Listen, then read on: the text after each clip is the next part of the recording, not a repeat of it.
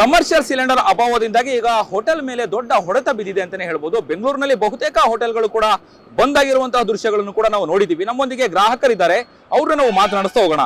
Sir, ಈಗಾಗಲೇ ನೀವು ನೋಡಿದಿರಿ, ಗಲ್ಫ್ ದೇಶಗಳೊಂದಿಗೆ ನಡೆಯುವಂತಹ ಯುದ್ಧ ಇವತ್ತು 17ನೇ ದಿನಕ್ಕೆ ಕಾಲಿಟ್ಟಿದೆ. ಇನ್ಫ್ಯಾಕ್ಟ್ ಇವತ್ತು ದೇಶದ ಮೇಲೆ ಮಾತ್ರ ಅಲ್ಲ, ರಾಜ್ಯದ ಮೇಲೂ ಕೂಡ ಏನೋ ಪ್ರಭಾವ ಬಿದ್ದಿರುವಂಥದ್ದು, ಎಫೆಕ್ಟ್ ಆಗಿರುವಂಥದ್ದು. ಏನ್ ಹೇಳ್ತೀರಾ? ಹೋಟೆಲ್ಗಳು ಸಂಪೂರ್ಣವಾಗಿ ಮುಚ್ಚುವಂತಹ ಹಂತಕ್ಕೆ ಬಂದಿದೆ, ಕಮರ್ಷಿಯಲ್ ಸಿಲಿಂಡರ್ ಸಿಗ್ತಾ ಇಲ್ಲ ಅನ್ನುವಂಥದ್ದು. ನೀವು ಎಲ್ಲಿಂದ ಬಂದಿದ್ದೀರಾ? ನೀವೇನಾದ್ರೂ ಹೋಟೆಲ್ಗಳನ್ನ ಹುಡುಕಿದ್ರೆ ಹೇಗೆ ಅಂತ? ನಾನು ಮೈಸೂರಿನಿಂದ ಬಂದಿದ್ದೇನೆ. ನಾನು ಹೀಗೆ ಹೋಟೆಲ್ನ ಹುಡುಕೊಂಡು ಬರ್ತಾ ಇದ್ದೆ. ರೋಡ್ ಸೈಡಲ್ಲಿ ಹೋಟೆಲ್ ಸಿಗುತ್ತಾ ಅಂತೇಳಿ ಎಲ್ಲೂ ಇಲ್ಲ. ಬಟ್ ಏನಪ್ಪ ಅಂತ ಹೇಳಿದ್ರೆ, ಇದು ಕೇಂದ್ರ ಸರ್ಕಾರ ಸಂಪೂರ್ಣ ಜವಾಬ್ದಾರಿ ತಗೊಳ್ಬೇಕು. ಯಾವುದೇ ರೀತಿಯಾದ ಗ್ರಾಹಕರಿಗೆ ತೊಂದರೆ ಆಗಬಾರ್ದು. ಏಕೆಂದರೆ ಬೆಂಗಳೂರಿನಲ್ಲಿ ಬದುಕನ್ನು ಕಟ್ಕೊಳ್ಳಿಕ್ಕೆ ಬಂದಂಥ ಬಹಳ ಜನ ಇದ್ದಾರೆ. ದೇಶ ವಿದೇಶಗಳಿಂದ ಬಂದಿದ್ದಾರೆ, ರಾಜ್ಯದಿಂದ ರಾಜ್ಯಕ್ಕೆ ಎಲ್ಲ ಬಂದಿದ್ದಾರೆ. ಸೊ ಎಲ್ಲರಿಗೂ ಬೇಕಾಗಿರತಕ್ಕಂಥದ್ದು ರಸ್ತೆ ಬದಿ ಹೋಟೆಲ್, ರಸ್ತೆ ಬದಿ ಆಹಾರ ಮತ್ತು ಮಾಡ್ಕೊಂಡು ತಿನ್ನಲಿಕ್ಕೆ ಗ್ಯಾಸು.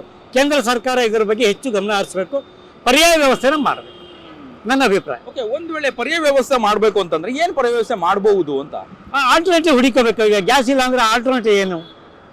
ಪರ್ಯಾಯವಾಗಿ ಲೋಕಲ್ ಸ್ಥಳೀಯವಾದಂಥ ಇಂಧನ ಸ್ಥಳೀಯವಾದಂಥ ಮಾದರಿನ ಬಳಸೋಕ್ಕಾಗುತ್ತಾ ಅಂತ.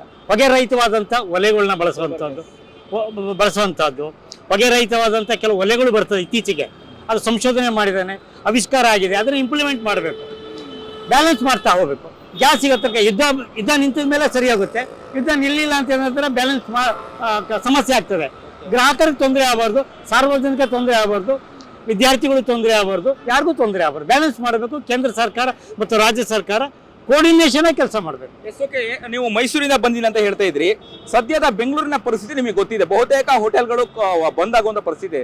ಮೈಸೂರಿನಲ್ಲಿ ಹೇಗಿದೆ ವ್ಯವಸ್ಥೆ? ಹೋಟೆಲ್ಗಳೆಲ್ಲ ಹೇಗಿದೆ? ಯಾವ ತರ ಕಲಿಸಿ? ಮೈಸೂರಿನಲ್ಲಿ ಸುಧಾರಣೆ ಆಗಿದೆ. ಯಾಕೆ ಅಂತ ಹೇಳಿದ್ರೆ ಅಲ್ಲಿ ಗ್ರಾಮೀಣ ಮಟ್ಟದಲ್ಲಿ ಇರೋದ್ರಿಂದ ಎಲ್ಲರೂ ಹೆಚ್ಚು ಒಲೆ ಮೇಲೆ ಅವಲಂಬನೆ ಆಗಿದ್ದಾರೆ ಹೊರತು ಗ್ಯಾಸ್ ಮೇಲೆ ಅವಲಂಬನೆ ಆಗಿದೆ. ಗ್ರಾಮೀಣ ಮಟ್ಟದಲ್ಲಿ ಸ್ಥಳೀಯವಾಗಿ ಇದರಲ್ಲಿ ಇದ್ದಾರೆ, ಸಿಟಿ ಮಟ್ಟದಲ್ಲಿ ಗ್ರಾಮೀಣ, ಬಟ್ ಕೊರತೆ ಇಲ್ಲ. ಬಟ್ ಅಲ್ಲಿ ಹೋಟೆಲ್ ಸಮಸ್ಯೆ ಇದೆ, ಭಾಳ ದೊಡ್ಡ ಹೋಟೆಲ್ಗಳು ಸಮಸ್ಯೆ ಇದೆ. ಸೊ ಅದು ಬಿಟ್ಟರೆ ಇನ್ನೇನು ಸಮಸ್ಯೆ ಎಂದಿನಂತೆ ಇದೆ. ಓಕೆ, ಅಂದ್ರೆ ಕಳೆದ ಒಂದು 2-3 ವಾರದ ದಿನಗಳ ಹಿಂದೆ ಸಾಂಪ್ರದಾಯಿಕ ಒಲೆಗೆ ಮತ್ತೆ ಹೋದ್ವಾ ನಾವೆಲ್ಲರೂ ಕೂಡ ಅನ್ನುವಂಥದ್ದನ್ನು ಕೂಡ ಯೋಚನೆ ಮಾಡಬೇಕಾಗುತ್ತೆ. ಹೌದು, ಸ್ಥಳೀಯವಾಗಿ ಎಲ್ಲ ಹಳೆ ಒಲೆಯನ್ನು ರಿಪೇರಿ ಮಾಡಿಕೊಂಡು ಸೌದೆ ಒಲೆನ ಉಪಯೋಗಿಸ್ತಾರೆ, ಮತ್ತು ಹೊಗೆ ರಹಿತವಾದಂಥ ಒಲೆಗಳನ್ನ ಹೆಚ್ಚು ಬಳಸ್ತಾರೆ. ಅದು ನನ್ನ ಅಭಿಪ್ರಾಯ. ಭಾಳ ಒಳ್ಳೆಯ ಸುಧಾರಣೆ ಆಗೋದು. ಆಲ್ಟರ್ನೇಟಿವ್ ಅದು ಉದ್ದ ನಿಂತ ಮೇಲೆ ಸರಿ ಹೋಗುತ್ತೆ, ಸರಿ ಇಲ್ಲ ಅಂದರೆ ಇದೇ ಮುಂದುವರ್ಕೊಂಡು ಬ್ಯಾಲೆನ್ಸ್ ಮಾಡ್ತಾ ಹೋಗ್ತಾರೆ. ಆ ಥರದಲ್ಲಿ ಗುಡ್. ಇದಿಷ್ಟು ಮೈಸೂರಿನಿಂದ ಬೆಂಗಳೂರಿಗೆ ಬಂದಂತಹ ಏನು ಗ್ರಾಹಕರು ಹೇಳುವಂಥದ್ದು. ಒಂದು ಕಡೆ ಹೋಟೆಲ್ನಲ್ಲಿ ಸರಿಯಾದಂತಹ ಪದಾರ್ಥಗಳು ಸಿಗದೇ ಇದ್ರೆ, ಇನ್ನೊಂದು ಕಡೆ ಹೋಟೆಲ್ನೇ ಬಂದ್ ಮಾಡುವಂತಹ ಪರಿಸ್ಥಿತಿಗೆ ಬಂದಿದ್ರೆ ಇದಕ್ಕೆ ಕೇಂದ್ರ ಸರ್ಕಾರನೇ ನೇರ ಕಾರಣ ಅನ್ನುವಂಥದ್ದನ್ನ ಇವರ ಅಭಿಪ್ರಾಯವನ್ನು ಕೂಡ ಸಾರ್ವಜನಿಕರು ತಿಳಿಸಿರುವಂಥದ್ದು. ಕಾದು ನೋಡಬೇಕು. ಕೇಂದ್ರ ಸರ್ಕಾರ ಮತ್ತೆ ರಾಜ್ಯ ಸರ್ಕಾರ ಜಂಟಿಯಾಗಿ ಏನು ಕಮರ್ಷಿಯಲ್ ಸಿಲಿಂಡರ್ನ ಪೂರೈಕೆ ಮಾಡುವಂತಹ ನಿಟ್ಟಿನಲ್ಲಿ ಯಾವ ರೀತಿಯಾದಂತಹ ಹೆಜ್ಜೆನ ಇಡುತ್ತೆ ಮುಂದಿನ ದಿನಗಳಲ್ಲಿ ಅಂತೇಳಿ ಎಲ್ಲರೂ ಕೂಡ ಕಾದು ನೋಡ್ತಿರುವಂತದ್ದು.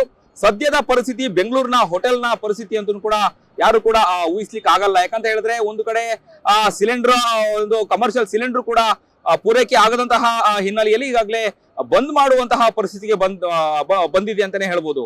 ಕಾದು ನೋಡ್ಬೇಕು. ಹೋಟೆಲ್ನ ಪರಿಸ್ಥಿತಿ ಮುಂದಿನ ದಿನಗಳಲ್ಲಿ ಸುಧಾರಿಸುತ್ತಾ ಅಥವಾ ಎಂದಿನಂತೆ ಓಪನ್ ಆಗುತ್ತೆ ಅನ್ನುವಂಥದ್ದನ್ನ ಮುಂದಿನ ದಿನಗಳಲ್ಲಿ ನಾವು ಕಾದು ನೋಡಬೇಕಾಗಿರುವಂಥದ್ದು. ಕ್ಯಾಮ್ರಾ ಪರ್ಸನ್ ಅಭಿಲಾಷ್ ಜೊತೆ ಅಭಿಜಿತ್ ಗಣೇಶ್, ಕರ್ನಾಟಕ ಟಿವಿ, ಬೆಂಗಳೂರು. ನೀವು ಸಣ್ಣ ಆಗ್ಬೇಕಲ್ವಾ? ಅದು ಒಂದು ಉತ್ತಮ ಆಹಾರದಿಂದ ಸಣ್ಣ ಆಗ್ಬೇಕಲ್ವಾ? ಪ್ರತಿದಿನ ನಮ್ಮ ಜೀನಿ ಸ್ಲಿಮ್ ನ ಯೂಸ್ ಮಾಡಿ ಯಾವುದೇ ಸೈಡ್ ಎಫೆಕ್ಟ್ ಇಲ್ದಂಗೆ ನೀವು ಸಣ್ಣ ಆಗ್ತೀರಾ.